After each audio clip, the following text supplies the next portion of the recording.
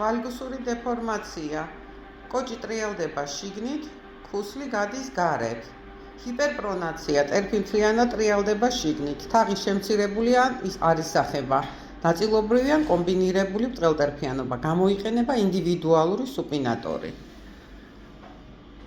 ვარუსული დეფორმაცია. ტერფი პირიქით გადადის გარეთ. შესაძლებელია წინა ტერფი შიგნით ტრიალდებოდეს. ამ შემთხვევაში გამოიყენება ინდივიდუალური პრონატორი. შესაბამისად იცვლება წვივის და მუხლის ფორმაც, ამიტომ დროულად უნდა მიხედოთ.